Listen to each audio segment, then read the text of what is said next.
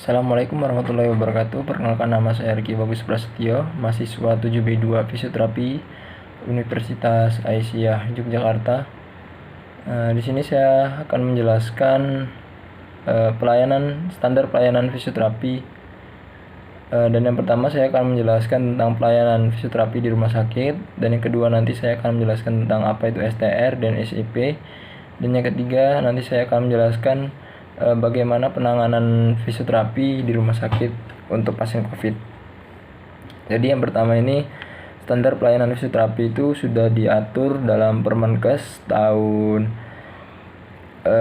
2015 nomor 65. Nah, di situ mencakup semua terkait pelayanan fisioterapi. Dan apa saja pelayanan fisioterapi itu sendiri, yaitu pertama itu ada asesmen. Asesmen itu sendiri mencakup terkait identitas pasien, kemudian riwayat pasien, pemeriksaan, dan impairment, dan lain-lain. Dan yang kedua itu, setelah dilakukan asesmen, nanti fisioterapi di situ akan melakukan penegakan diagnosa. Nah, jadi dari hasil asesmen tadi, di situ fisioterapi bisa melihat apakah yang diderita pasien tersebut. Nah, kemudian di situ akan dijelaskan diagnosanya apa. Dan yang ketiga itu, setelah tahu diagnosanya baru bisa melakukan perancangan intervensi, yaitu intervensi apa yang cocok dilakukan untuk keluhan pada pasien tersebut. Kemudian setelah dilakukan intervensi, kemudian fisioterapi itu melakukan evaluasi, yaitu apakah ada perubahan setelah dilakukan intervensi ini dalam beberapa minggu atau beberapa hari. Jika sudah ada perubahan, kemudian kita komunikasikan ke pasien dan kita beri edukasi. Itu untuk terkait standar pelayanan fisioterapi. Dan yang kemudian di sini juga standar pelayanan fisioterapi di rumah sakit juga tidak hanya mencakup pada kasus-kasus geriatri maupun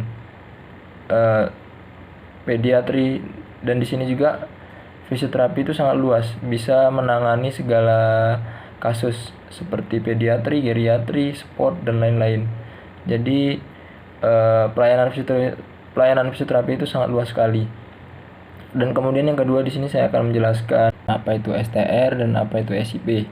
Nah, jadi di sini fisioterapi adalah setiap orang yang telah lulus pendidikan fisioterapi dengan ketentuan peraturan perundang-undangan yang telah diatur dalam Permenkes nomor 80 tahun 2013. Jadi fisioterapi adalah bentuk pelayanan kesehatan yang ditujukan kepada individu atau kelompok suatu masyarakat untuk memelihara dan memulihkan gerak fungsi tubuh sepanjang rentan kehidupan manusia. Dan di sini juga STR atau surat tanda registrasi itu adalah bukti tertulis yang diberikan pemerintah kepada fisioterapis yang telah memiliki sertifikat kompetensi sesuai ketentuan peraturan perundang-undangan. Dan yang kemudian di sini juga SIP itu adalah surat izin praktek atau pemberian kewenangan pemerintah kepada pelayanan fisioterapi secara mandiri ataupun fasilitas kesehatan lainnya. Dan jika pelayanan fisioterapi ini sudah mencapai jenjang dari S1, kemudian melanjutkan profesi, kemudian mengikuti tes STR atau SIP.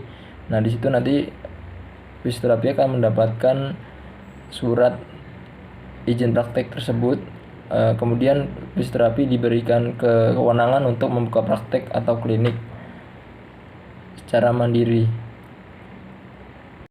Oke, pada penjelasan saya yang ketiga ini, di sini saya akan menjelaskan tentang standar pelayanan fisioterapi pada pasien COVID-19 di rumah sakit. Nah, jadi pada pelayanan fisioterapi pada COVID-19 ini telah diatur dalam standar prosedur operasional tanggal 1 Juli tahun 2020 yang bertujuan adalah untuk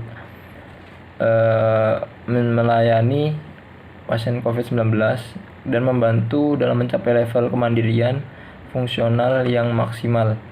Dan di sini juga fisioterapi bisa memberikan edukasi kepada pasien atau keluarganya. Dan yang terakhir adalah untuk memberikan pelayanan fisioterapi pada pasien COVID-19 untuk meningkatkan mutu pelayanan di rumah sakit. Nah, kemudian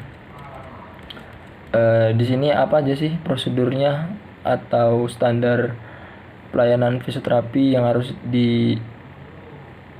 dilaksanakan, yaitu yang pertama, fisioterapi harus menggunakan APD atau alat pelindung diri. Gunanya apa? Karena virus itu bisa menyebar di mana saja.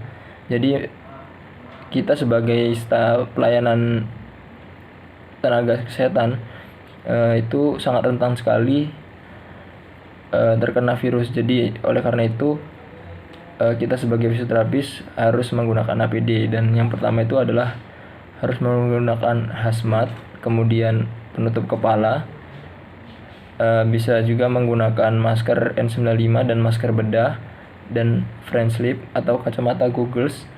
Kemudian di sini juga fisioterapis menggunakan sus cover dan boots.